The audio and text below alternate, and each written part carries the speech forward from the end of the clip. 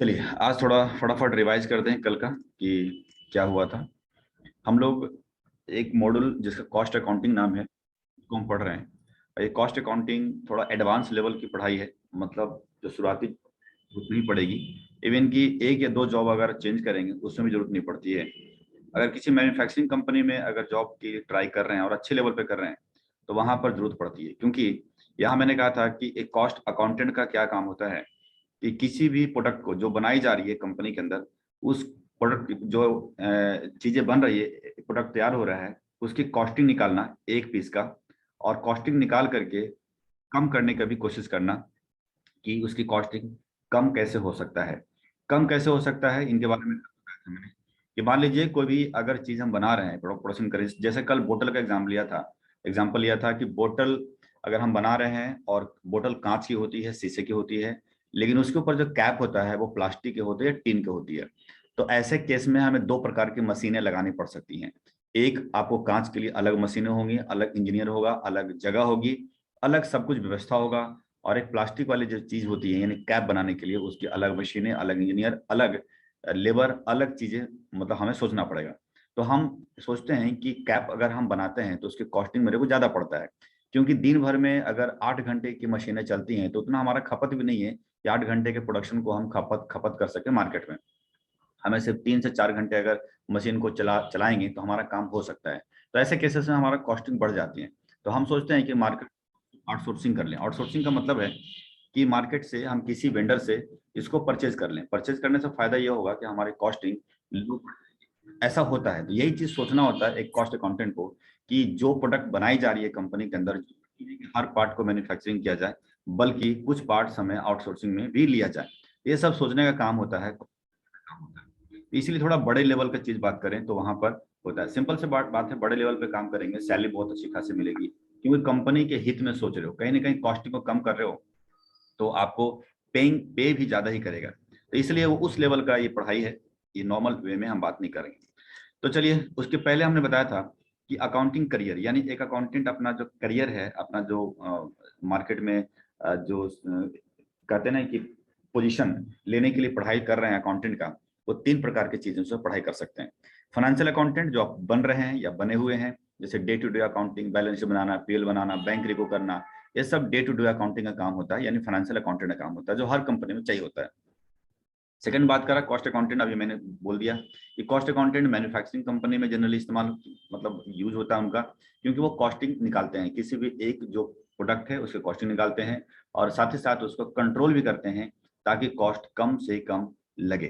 Third है management accounting. इसका काम यह होता है कि कंपनी के प्रॉफिट को सही डायरेक्शन में जा रहा है कि नहीं जा रहा है, उसको चेक करना, उसको देखना, और अगर नहीं जा रहा है तो कैसे ठीक जा सकता है, या कोई प्रोडक्ट लॉन्च करना है मार्केट में तो लॉन्च करा जाए या नहीं करा जाए, या अपने ब्रांच को एक्सपेंशन करना है तो करा जाए नहीं करा जाए, इनके सोचने विचारने का काम मैनेजमेंट अकाउंटेंट का काम होता है, जो कि एक फाइनेंशियल अकाउंटेंट नहीं सोचता है, कॉस्ट अकाउंटेंट नहीं सोचता है। खैर, मैं यहाँ पढ़ रहे हैं, हम लोग पढ़ रहे हैं कॉस्ट अकाउंटेंट। तो कॉस्ट अकाउंटेंट में जो पढ़ाई होती है उसे बोलते हैं कॉस्ट अकाउंटिंग।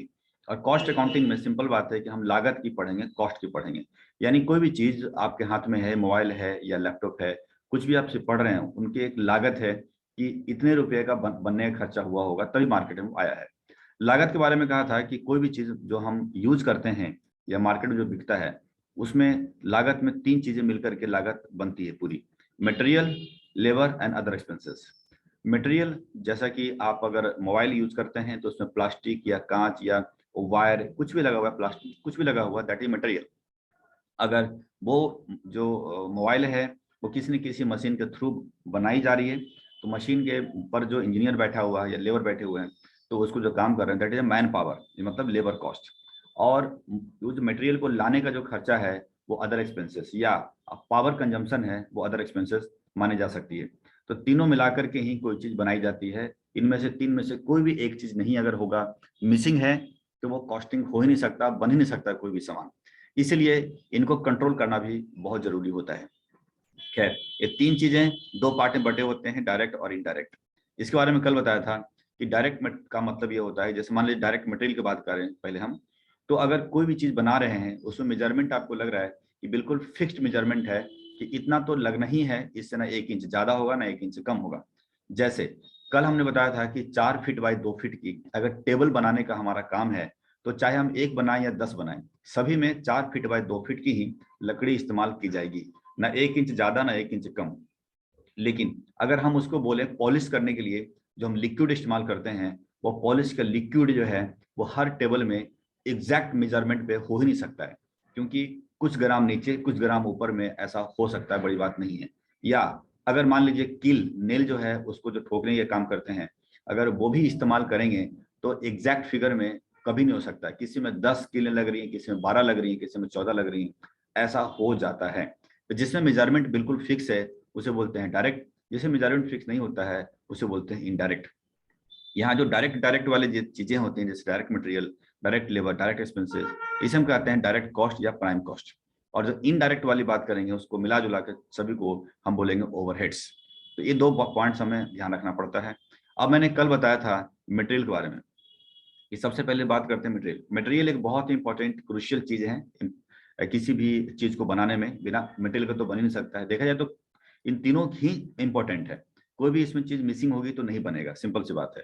तो मटेरियल इंपॉर्टेंट चीज है, उसको बनाने के लिए उसको मतलब जो हम यूज कर रहे हैं तो इसके ऊपर कंट्रोलिंग बहुत जरूरी होता है।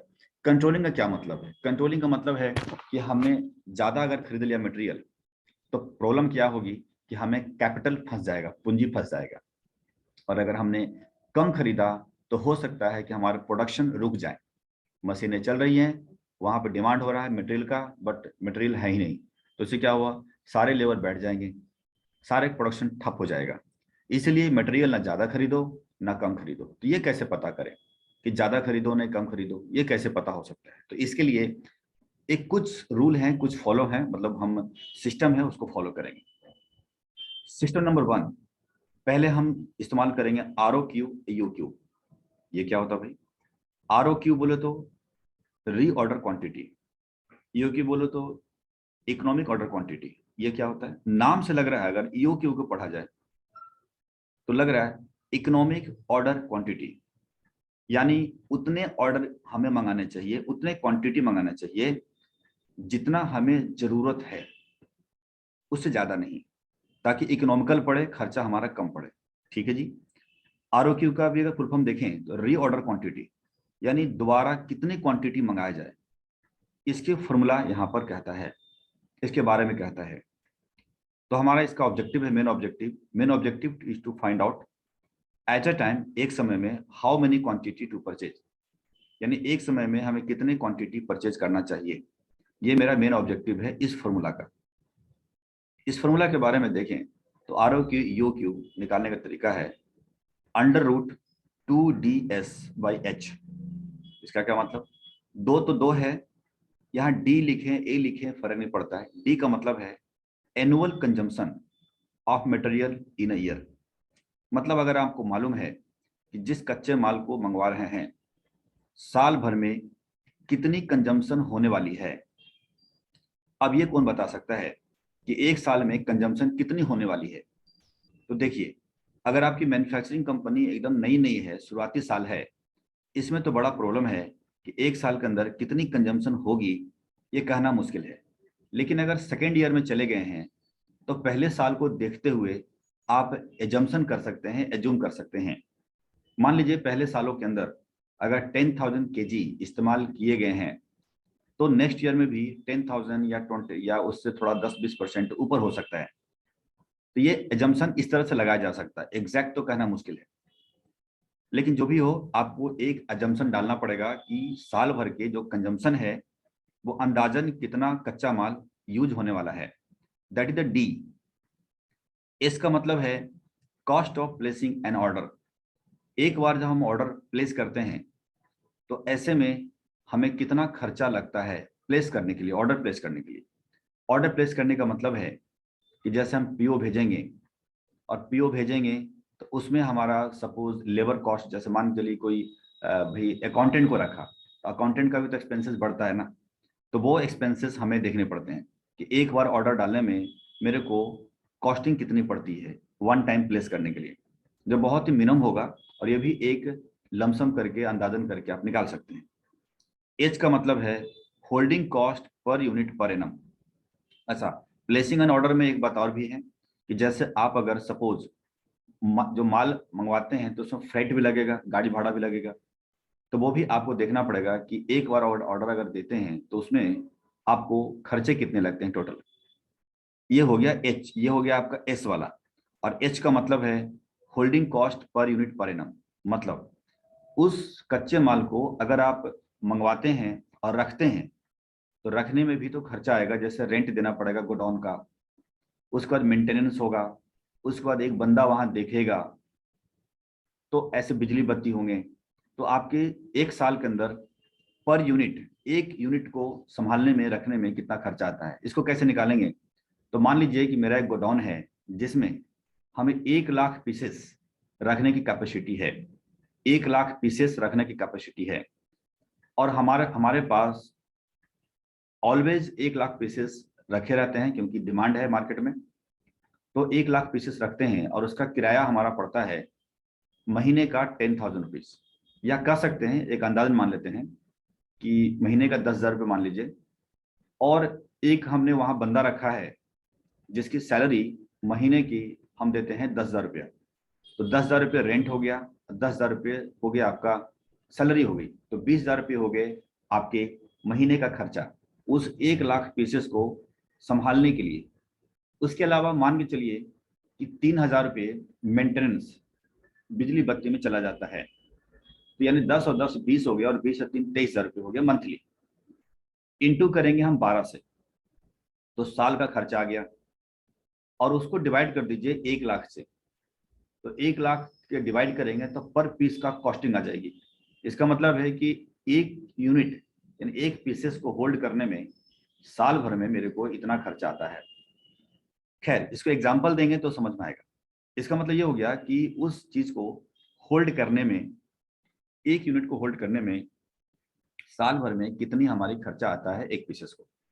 इसको समझने के लिए एक एग्जांपल दे रहा हूं तो समझ में आएगा। देखिए, एक कंपनी है ए लिमिटेड, जिनको कच्चा माल की जरूरत पड़ रही है, और निम्नलिखित डेटा उन्होंने तैयार किया।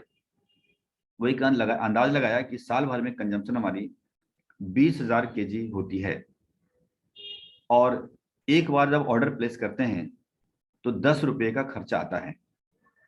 मतलब वन टाइम में, जैसे सपोज अकाउंटेंट की है तो अकाउंटेंट की सैलरी 8 घंटे की होती है, तो मिल का खर्चा है, नेट का खर्चा है, उस अंदाजन में लगाया कि 10 रुपये हमारा खर्चा होता है एक बार ऑर्डर प्लेस करने में, और उस मटेरियल की लागत है 100 रुपये, और होल्डिंग कॉस्ट यानी 100 का एक 10% खर्चा हमारा रख रखाव में हो जाता है। वही अंदाज लगाया कि मान लीजिए कि महीने का 23,000 रुपये खर्चा है, तो गुना 12 हो गया, और उसको डिवाइड करेंगे 1 लाख से, तो परसेंटेज में एक निकाल लेंगे कितना परसेंटेज हमारा एक तरह का रखने का खर्चा होता है अंदाज में। इसको लेकर के हम निकालेंगे ईओक्यू, इकोनॉमिक ऑर्डर क्वांटिटी, क्योंकि 3 चीजें से ही हमारा काम चल जाएगा। निकालने के लिए सिंपल फॉर्मूला तो देख ही रहे हैं वाला 2DS/H। तो मैंने भी ईओक्यू निकाला, रूट यहाँ पर 2 तो 2 है, ठीक है। डी का मतलब है एनुअल कंजम्पशन, एनुअल कंजम्पशन यहाँ पर 20,000 दिख रहा होगा, इनटू एस का मतलब है cost of placing on order, एक बार ऑर्डर देने का खर्चा, वो है 10 रुपये। तो 2 इंटू 20,000 इंटू 10, फिर डिवाइड करनी है एच। एच का मतलब यहाँ पर है holding cost per unit per annum, यानी एक साल में एक यूनिट को अगर होल्ड करते हैं तो कितना खर्चा आता है। इसका मतलब है यहाँ है 100 रुपये केजी पर मटेरियल कॉस्टिंग है, तो 100 का 10% डिवाइड करेंगे 100 का 10%, तो ये हो गया कॉस्टिंग एक यूनिट को होल्ड करने में। अगर इसको रूट में निकाल करके हम बात करेंगे कि economic order quantity equal to root 2 गुणे 20,000 गुणे 10, तो 2 दूनी 4, यानी कि 4 लाख यहाँ हो गए, डिवाइडेड बाई 100 का 10%, 10 हो गए। रूट में आपकी 40,000 रुपये हुए। इसके रूट में निकालेंगे, जो कैलकुलेटर होती है आपके मोबाइल पे भी होता है आजकल कैलकुलेटर रूट का, और कैलसी पर भी नॉर्मल होता है। जब निकालेंगे तो 200 केजी आ गया। इसका क्या मतलब, इसका मतलब है वन टाइम में इस डेटा के आधार पे एक बार में केवल 200 केजी ही मंगाना है मेरे को, 200 केजी से ज्यादा नहीं और 200 केजी से कम नहीं। तो साल भर में कितने ऑर्डर देंगे भाई, तो साल भर में रिक्वायरमेंट है 20,000 केजी की। अगर मैं इसको 200 से डिवाइड कर दूं तो ये पड़ता है 100 रुपये पर ऑर्डर, यानी कि 100 ऑर्डर पड़ता है। यानी साल में हम 200 करके 100 ऑर्डर देना पड़ेगा। लेकिन ये 100 ऑर्डर कब देंगे? क्या एक एक सप्ताह के अंतराल पे या महीने के अंतराल पे, कैसे देंगे हम? तो ये अंतराल जो है, डिफरेंसेस, टाइम डिफरेंसेस है, वो कब होगा वो हम बताएंगे बाद में। इस फॉर्मूला से बस मात्र एक ही चीज समझ में आता है कि अगर हमें डेटा इस तरह से अवेलेबल है, annual consumption, cost of placing an order, holding cost per unit per annum, तो हम निकाल सकते हैं कि एक बार में हम कितने ऑर्डर मंगा सकते हैं, यानी कितने क्वांटिटी हम ऑर्डर कर सकते हैं। और इसके अलावा ये पता कर सकते हैं कि साल में ऐसे कितने ऑर्डर मुझे देने पड़ेंगे। तो ये बात समझ में आई, छोटी सी एग्जांपल है, बट थोड़ा सा बहुत ही महत्वपूर्ण है। कोई कंफ्यूजन पूछिए। नहीं, तो मैं एक एग्जांपल दे रहा हूं, थोड़ा करके दिखाइए अगर आपको कंफ्यूजन नहीं है तो।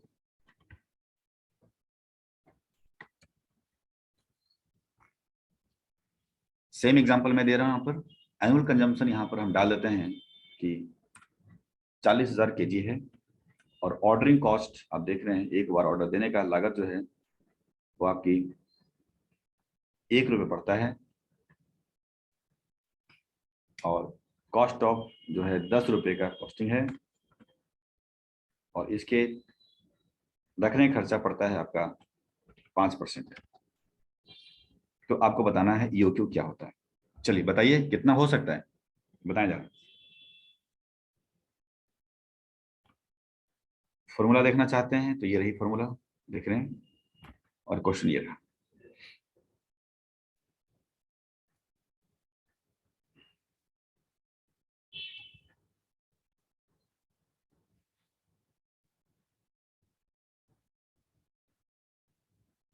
निकाल रहे हो या बैठे हो? सर फॉर्मूला अभी सामने रख दो। फॉर्मूला सामने रख देता हूँ, बिल्कुल लीजिए। फॉर्मूला भी लगा देते हैं आपके यहाँ पर। फॉर्मूला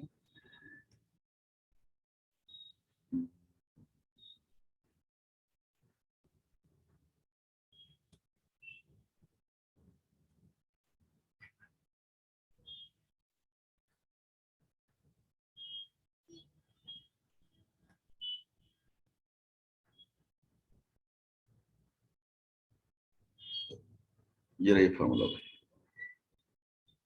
क्वेश्चन भी रख लेते हैं यहाँ पे।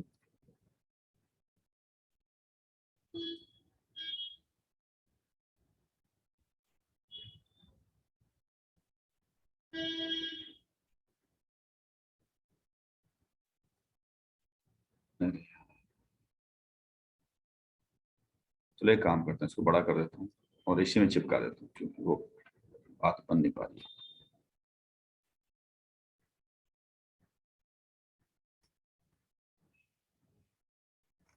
एक काम करते हैं ना, आंसर्स आपको दिखा देता हूँ, तो आंसर्स में सही रहेगा।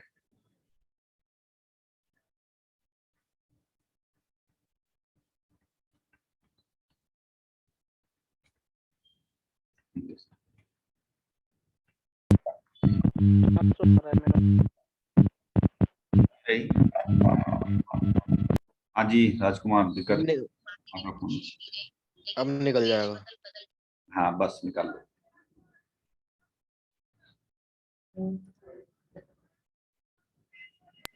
सर 400 आ रहा है। 400, ठीक है, एक आंसर 400। और नंबर ऑफ ऑर्डर्स साल में कितने?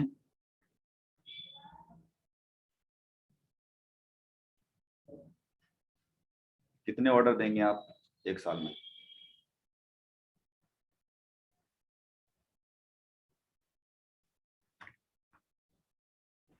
सर ये दो क्वेश्चन अलग अलग है।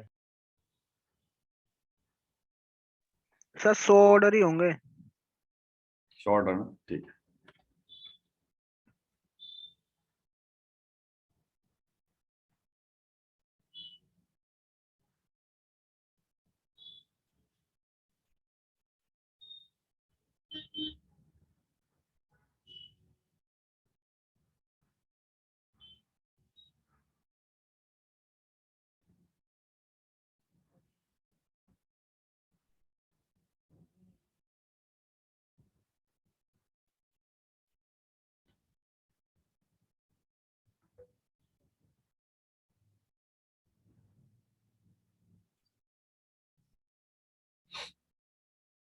और कोई है बताने वाला? जी सर। सर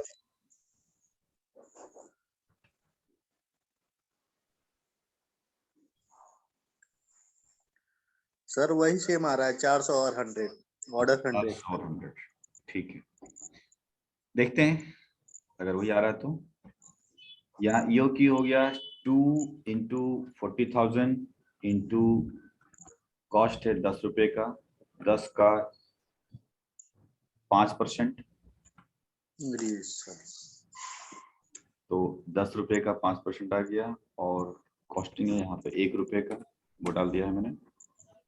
यहाँ पर आ गया है 4 दूनी 8, यहाँ पर 8 लाख,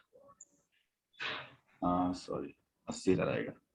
40,000 गुना 2 तो 80,000 हो गया 80,000। और 10 का 5% होता है आपका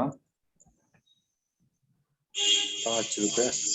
5 रुपये नहीं बल्कि 0.5। 0.5 तो देखते हैं 400 आएगा, सही है। 1000.5 ये आ गया इतना।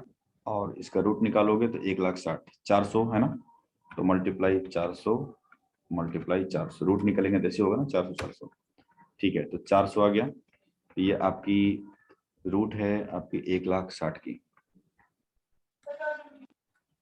1,60,000 की रूट है, जो कि आएगा आपका 400 के। नंबर ऑफ ऑर्डर्स अगर हम बात करें तो साल भर में हमें 40,000 केजी की जरूरत पड़ रही है, और इसको हम डिवाइड करेंगे 400 से।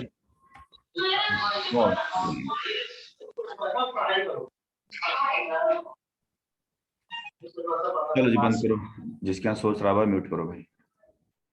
यहाँ पर देख सकते हैं यहाँ पर कि 100 ऑर्डर, हाँ मतलब सेम सही आंसर है, बिल्कुल करेक्ट आंसर है। तो मैं इस क्वेश्चंस को जो मैंने आपको दिया, ये मुझे भी नहीं पता था, तो हम ऐसे अंदाज में दे रहे, कंट्रोल सी करके उसी के जस्ट नीचे क्वेश्चंस को मैं एक एक्स्ट्रा बढ़ा देता हूँ यहाँ पर।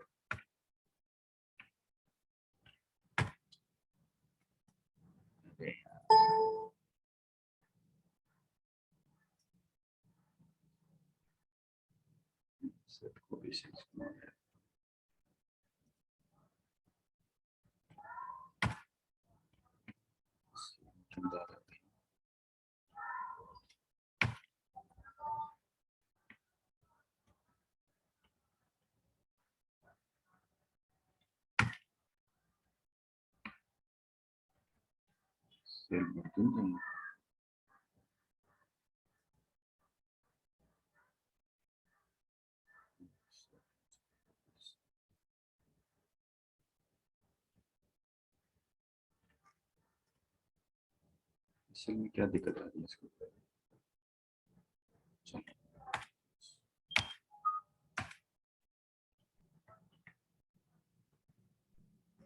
इससे में क्या गड़बड़ हो गया है, इसको तो पढ़ नहीं रहनी चाहिए।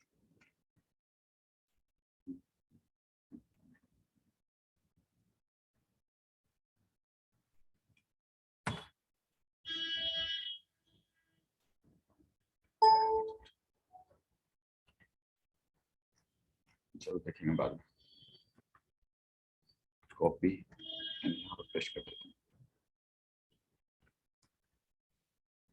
चलिए, तो एक क्वेश्चन और यहाँ पर मैंने दे दिया, मतलब वही वाला क्वेश्चन यहाँ पेस्ट कर दिया, ताकि नेक्स्ट क्लासेस के लिए थोड़ी, या आप लोग फिर यहीं से देख सकना दोनों क्वेश्चन, ठीक है। तो आप देख रहे होंगे कि यहाँ पर एक बहुत ही सिंपल सा मेथड आरओ की ईओ क्यू का इस्तेमाल किया। इस आरओ क्यू यू क्यू से आप निकाल सकते हैं कि एक बार में वन टाइम में आप कितनी क्वांटिटी मंगाएंगे और साल भर में कितना ऑर्डर पास करेंगे देने, मतलब मंगाने के लिए। लेकिन अब बता रहे हैं कि अपने हाथ में कब मंगाएंगे, क्या टाइमिंग होगा मंगाने का। भाई ठीक है, ये तो पता हो गया कि 100 बार मंगाना है, बट क्या टाइमिंग होगा। तो देखिए, टाइमिंग बताने के लिए जो कॉस्ट अकाउंटिंग में बताया गया कि भाई टाइम तो ऐसा नहीं है कि आप इसको 1 महीने का टाइम लो या 2 महीने का टाइम लो या 15 दिन का टाइम लो या 7 दिन का टाइम लो, दिन के हिसाब से टाइम नहीं दिया। यानी ऑर्डर देने के लिए दिन का हिसाब नहीं लगाया, बल्कि लगाया इस्तेमाल के हिसाब से। इस्तेमाल के हिसाब से ऐसा समझिए आप कि आपके घर पर ऊपर छत पे टंकी लगा बना रखा, टैंक बना रखा है पानी का। उसमें आप डेली क्या करते हैं, सुबह 6 या 7 बजे जो भी है आप पानी भरते हैं, यानी कि मोटर चलाया पानी भर दिया। अब आपके घर में सपोज 4 लोग हैं, पूरी 4 लोग के मेंबर, फैमिली मेंबर हैं, तो आपको एक अंदाज है कि भाई हर दिन मॉर्निंग में 7 बजे मुझे चलाना पड़ता है मोटर को, तो लगभग आधा घंटा चलाएंगे तो ये मोटर भर जाएगा। और अगर आधा घंटा नहीं चलाएंगे तो चलाते रहेंगे, हमारा ऊपर एक बना होता है ये अलार्म टाइप का, ताकि ऊपर जैसे ही फिल होगा, टॉप फिलिंग होगी, आवाज आने लगेगी कि पानी भर गया, फिर आप बंद कर देते हैं। वो हो सकता है कभी आधा घंटा में भरता है, कभी 20 मिनट भरता है, कभी 25 मिनट भरता है, लेकिन एक अंदाज है कि आधा घंटा से 45 मिनट के अंदर भर जाता है। लेकिन सोचिए, अगर मान के चलिए कि अगर आपके घर में 4 लोग की बजाय अब सिर्फ एक ही हैं, बाकी सब चले गए हैं अभी फिलहाल कुछ दिनों के लिए, 15 दिन के लिए, 20 दिन के लिए, महीना भर के लिए कहीं चले गए हैं, मात्र एक लोग हैं, तो क्या होगा? क्या डेली आप चलाओगे सुबह 7 बजे? बिल्कुल नहीं, क्योंकि आपको तो पता है कि भैया अब तो कंजम्पशन ही कम है। तो अब क्या करेंगे, आप 2 दिन में चलाएंगे आप, क्योंकि टैंक खाली नहीं होगा, और अगर चलाएंगे भी तो थोड़ा भरेंगे 5 मिनट 10 मिनट के लिए, तो उससे बेटर आपको लगता है यार 2 दिन में चलाते हैं मोटर को। तो आपने क्या देखा कि कंजम्पशन के आधार पे आपको चलाना पड़ा। कभी कभी हमारे यहाँ 4 लोग थे और 3 लोग और आ गए, मेहमान आ गए, तो क्या होने वाला है? अब जब हम दिन भर में एक बार चलाते थे तो हमें 2 बार चलाना पड़ेगा, क्योंकि खपत ज्यादा हो गई, खाली हो जाता है टंकी। तो आप देख रहे हैं कि कंजम्पशन के आधार पे हमें मोटर चलाना पड़ा। मोटर चलाना मतलब दोबारा ऑर्डर मंगाना।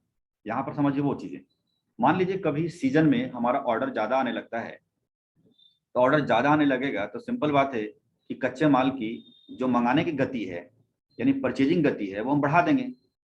हम हो सकता है कि 3 दिन में एक बार ऑर्डर दें, फिर 3 दिन में दोबारा ऑर्डर दें। और जब हमारा ऑर्डर नहीं जाता है, मतलब ऑफ सीजन में, हम क्या करेंगे, हो सकता है 10 दिन में एक ऑर्डर दें या 20 दिन में एक ऑर्डर दें।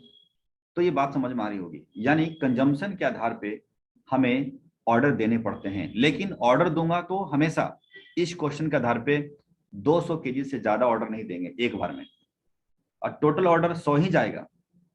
लेकिन ये बात अलग है कि टाइम डिफरेंसेस कुछ भी हो सकता है, वो डिपेंड करता है आपकी डिमांड के ऊपर, मार्केट में क्या डिमांड है उस प्रोडक्शन की, और सीजन ऑफ है या सीजन ऑन है उसके हिसाब से।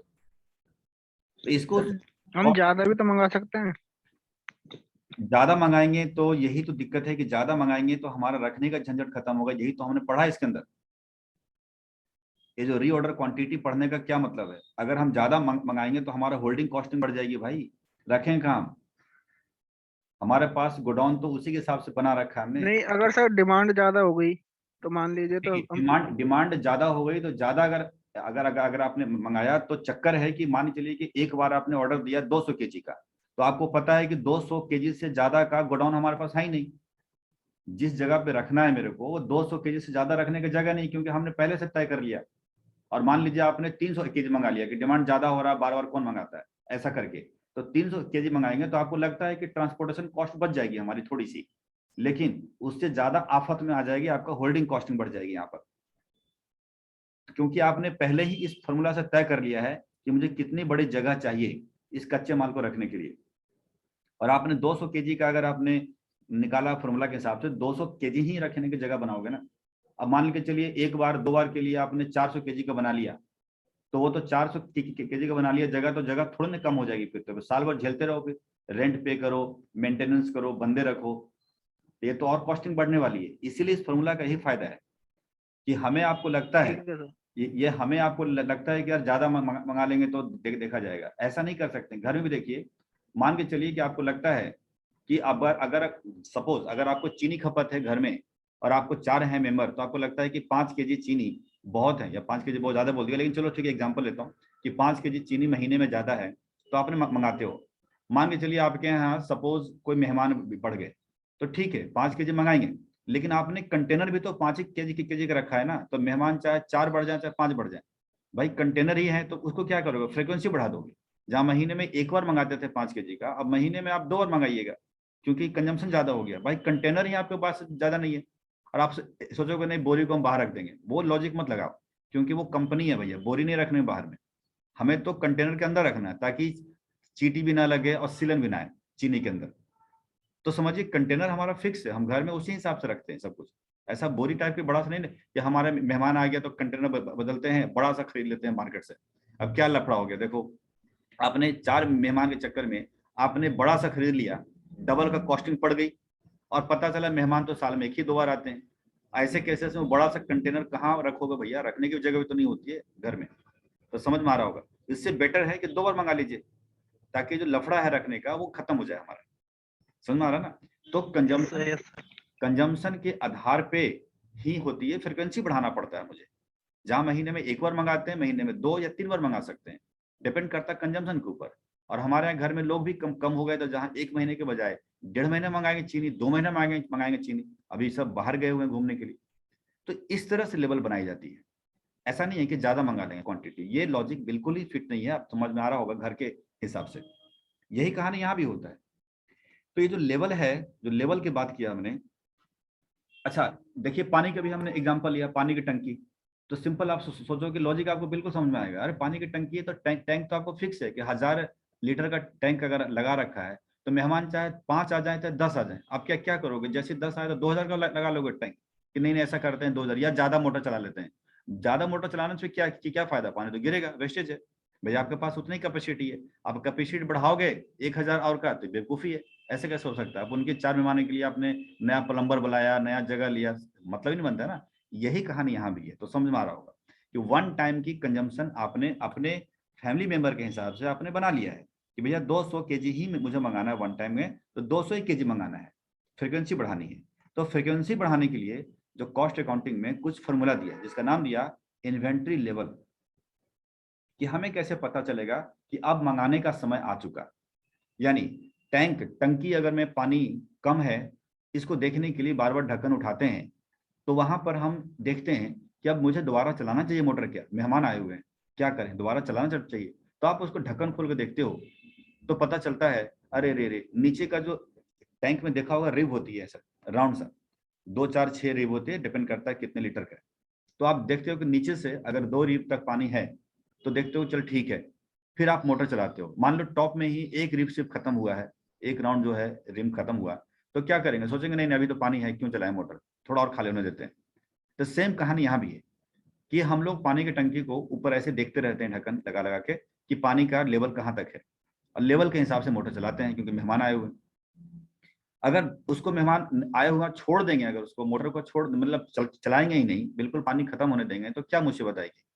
पता चला कि बिल्कुल नीचे नीचे तल तक से चला गया पानी, तो क्या होगा? एयर ले लेता है। किसी भी अगर दोबारा मोटर चलाओगे तो भी आपको किसी भी पाइप में पानी नहीं आता है, क्योंकि एयर ले लेता है, थोड़ी देर समय लगता है उसको ठीक होने में। प्लस हो सकता है कि उस वक्त में जब हम मोटर चलाने गए तो लाइट चली गई, बिजली चली गई, तो क्या होगा? सब लोग बिना पानी के बैठे हुए हैं, तो इमरजेंसी हो जाएगी बिल्कुल। तो ऐसे भी नहीं होना चाहिए हालात। इसलिए पानी चलाने के लिए भी हमें केयर करना पड़ता है कि लेवल क्या है टंकी का, उसके हिसाब से हम पानी चलाएंगे। यही लेवल यहाँ पर भी तय किया गया, सेम टू सेम उसी टाइप से लेवल। तो सुनिए, लेवल बनाया गया है, इसमें ऑब्जेक्टिव हमारा है how many quantity hold eight hand, यानी अपने पास कितने क्वांटिटी होल्ड रखने हैं और किस हालत में हमें ऑर्डर मारनी है, दोबारा ऑर्डर करनी है। इसके लिए उसने एक रीऑर्डर लेवल का पहला दिया कि दोबारा मंगाने का जो लेवल है वो कैसे पता करें कि दोबारा हमें मंगाना चाहिए, कब मंगाना चाहिए। तो उसने बोला कि आप इससे गुना करिए मैक्सिमम कंजम्पशन पर period into maximum reorder period. इसका क्या मतलब है कि मान लीजिए टाइम पीरियड अपने आप को काउंट कर लें, 7 दिन का, महीने भर का, 15 दिन का, कोई भी टाइम पीरियड काउंट कर लीजिए कि आमतौर पे 7 दिन का या महीने भर का मान लीजिए। उस टाइम पीरियड के अंदर अधिकतम कंजम्पशन कितना होता है? आपने गौर किया होगा आपने कि कंजम्पशन कितनी होती है सप्ताह में या 15 दिन पे, वो एक आपको देखना पड़ेगा साल भर में। तो हमने देखा कि मैक्सिमम कंजम्पशन एक सप्ताह में इतना होता है, और मैक्सिमम रीऑर्डर पीरियड यानी जब हमें कभी भी बहुत, कहते हैं ना कि बहुत लो सीजन में, ऑफ सीजन में हमें 5 सप्ताह के बाद मंगाते हैं, और जब हमारा सीजन ऑन होता है तो हम 1 सप्ताह के बाद मंगाते हैं। यानी वो देखना पड़ेगा फ्रीक्वेंसी, मंगाने की फ्रीक्वेंसी, कि पूरे साल भर में अगर हमें जल्दी भी मंगाना पड़ा तो कितने सप्ताह बाद मंगाना पड़ा, और अगर देर से मंगाना पड़ा तो कितने सप्ताह बाद मंगाना पड़ा। ये जो मिनिमम और मैक्सिमम टाइमिंग है, टाइमिंग यानी मंगाने का जो टाइम है, वो आपको काउंट करना पड़ेगा साल भर, यानी साल भर का मेहनत है ये। यानी ऊपर भी देख रहे हैं 1 साल का मेहनत है और यहाँ भी साल भर की मेहनत है। इसलिए कॉस्ट अकाउंटेंट को इस सब पर ध्यान देना पड़ता है, लगा रहता है, पूछता रहता है, डेटा बनाता रहता है, उसके बाद ही ये सब निकल पाते हैं। तो यानी कि मैक्सिमम कंजम्पशन, मान लीजिए सप्ताह भर का टाइम लेते हैं, तो 1 सप्ताह के अंदर मैक्सिमम अधिकतम कंजम्पशन हमने कितना किया, और अगर हमें ऑफ जो सीजन है, सीजन ऑफ हो रखा है, उसमें प्रोडक्शन अगर मंगाना चाहिए आउटपुट, तो कितने टाइम के बाद हमें मंगाना चाहिए। ये हो गया मैक्सिमम रीऑर्डर पीरियड। अगर इन दोनों को गुना करेंगे तो निकल जाएगा हमारा रीऑर्डर लेवल, यानी क्वांटिटी निकलेगी, और वो क्वांटिटी यह शो करेगा कि भैया यह इस क्वांटिटी तक गोडाउन में माल देखो, तो क्या करो, दोबारा ऑर्डर कर दो। चलिए एक एग्जांपल लेते हैं तो समझ में आता है। देखिए, एक from following data find out the levels. यहां देखिएगा EOQ ROQ, यानी EOQ जो निकाला हमने वो तो इस फॉर्मूला से हमने निकाल के पहले निकाल दिया, इस फॉर्मूला से। तो हमारी कंपनी के अंदर इकोनॉमिकल ऑर्डर क्वांटिटी 3600 kg होती है, यानी वन टाइम मंगाने का जो हम करेंगे, जब भी मंगाएंगे हम 3600 kg निकालेंगे, मंगाएंगे। ये क्वांटिटी हमें ऊपर से उदाहरण से निकला, ये इससे जो एग्जांपल है, एग्जांपल कुछ और लिया मैंने, लेकिन ठीक है, फॉर्मूला जो है यही यूज किया हमने, उससे निकल गया। अब हमने वाच किया था कि 1 सप्ताह में, पर सप्ताह में हमारी ये जो रॉ मटेरियल है वो 900 kg इस्तेमाल होते हैं अधिकतम, और मिनिमम कम से कम 300 kg तो इस्तेमाल होता ही होता है। मतलब अगर सीजन ऑफ है तो 300 kg, और सीजन अगर ऑन है तो 900 kg तक इस्तेमाल हो जाता है। तो 300 kg से 900 kg के बीच में ये प्रोडक्शन मतलब इस्तेमाल होते रहते हैं। और अगर मंगाने की बात करें तो कितना भी सीजन अगर ऑफ होता है तो 5 सप्ताह में तो मंगाना ही पड़ता है, और सीजन अगर ऑन होता है तो 3 सप्ताह मंगाते हैं हम, मैंने 3-3 सप्ताह में मंगाते रहते हैं। यानी मिनिमम से मिनिमम साल भर में देखा है कि ऐसा टाइम पीरियड है जिसमें हमें 3 सप्ताह में मंगाना पड़ा। जब मंगाया था उसके 3 सप्ताह बाद मंगाना पड़ा, लेकिन ऐसा टाइम पीरियड भी देखा कि जब मंगाया था उसके 5 सप्ताह बाद मंगाना पड़ा। तो ये टाइम पीरियड आपने काउंट किया पूरे साल भर के मेहनत का। और अब इसके आधार पर हम देखते हैं कि दोबारा हम कब मंगाने वाले हैं। तो इसके फॉर्मूला का तहत मैक्सिमम कंजम्पशन पीरियड और maximum reorder period, maximum consumption हो गया तो ये वाला, और मैक्सिमम रीऑर्डर पीरियड हो गया 5, यानी 900 मैक्सिमम कंजम्पशन